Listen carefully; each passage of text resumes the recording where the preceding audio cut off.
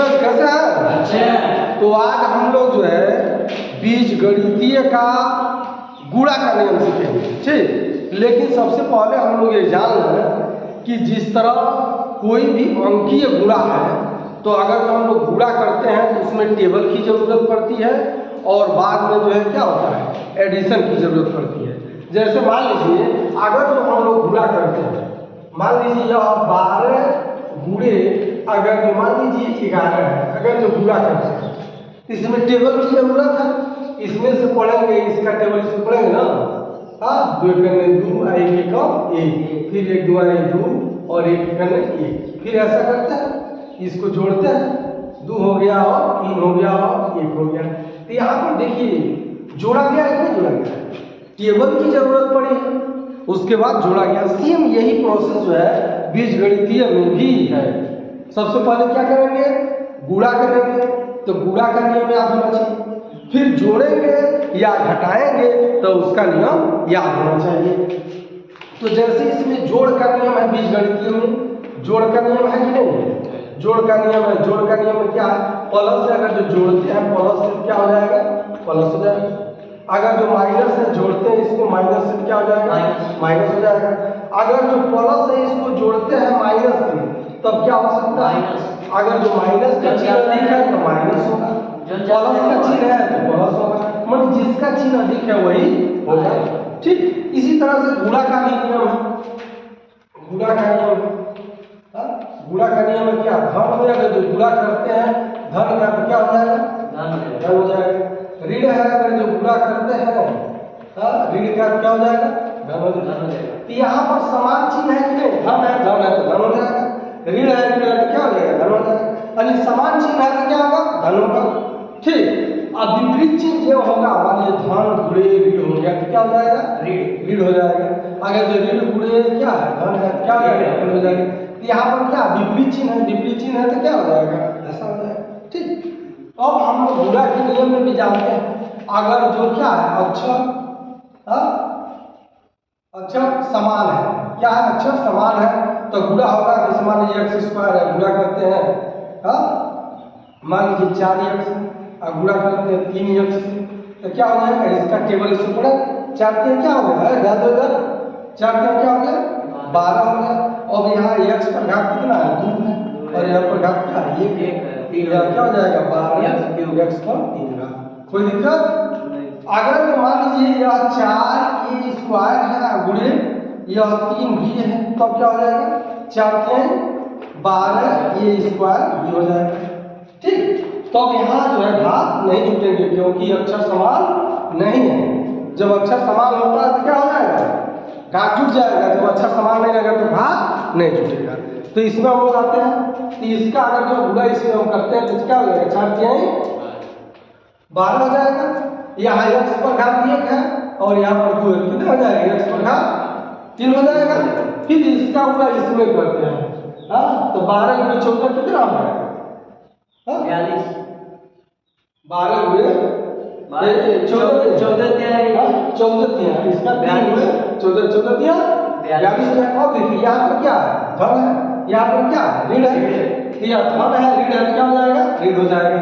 तो ऋण हो जाएगा 14 दिया 42 x हो गया, एक घात इस पर एक घात इस पर क्या हो जाएगा, 2 घात हो जाएगा, स्क्वायर, ठीक।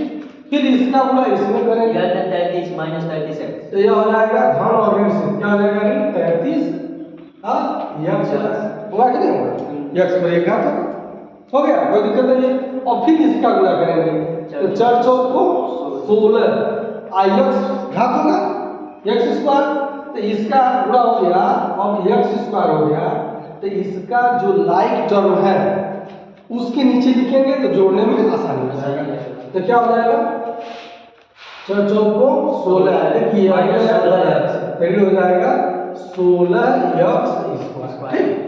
फिर इसका गुणा यहाँ पे हो जाएगा, क्या हो जाएगा, अरे 4 4 को 16 को 6 हो गया, 4 निकलने 4 x 5 हो गया, 14 4 को 56 याद क्या हो जाएगा, 56। अब ध्यान दो यहाँ ऋण है और ऋण है, क्या हो जाएगा, धन 56 x हो जाएगा, ठीक। और यह भी धन है, यह भी ऋण है, यह भी ऋण है, क्या हो जाएगा? डन हो जाएगा। हाँ, 11 चौको 14। समझ में आ गया? तो हम लोग अभी जो गुणा का नियम था, कैसे गुणा हम लोगों ने कर दिया, यहाँ तक पहुँच गया कि नहीं पहुँच गया? अब फिर यहाँ तक पहुँचने के लिए क्या करना पड़ेगा? जोड़ना पड़ेगा।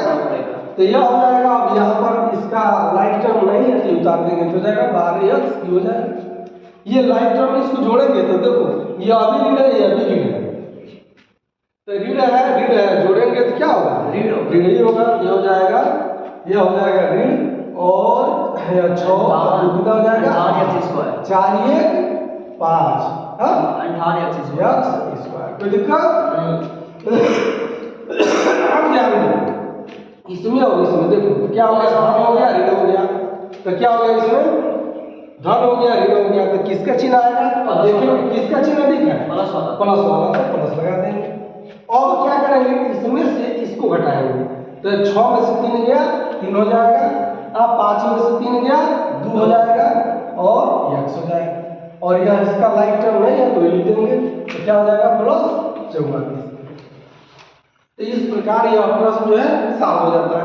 इसको एक विधि और भी लगा सकते हो तुम चाहो, डायरेक्ट ऐसे भी लगा सकते हो। कैसे? ऐसे लिख लो 4x स्क्वायर माइनस 14x ऋण 11, यह हो गया। और फिर लिख लो 3x माइनस 4। और फिर क्या करोगे? इससे गुणा करो, क्या हो जाएगा? 4 तिहाई 12x क्यों होगा कि नहीं?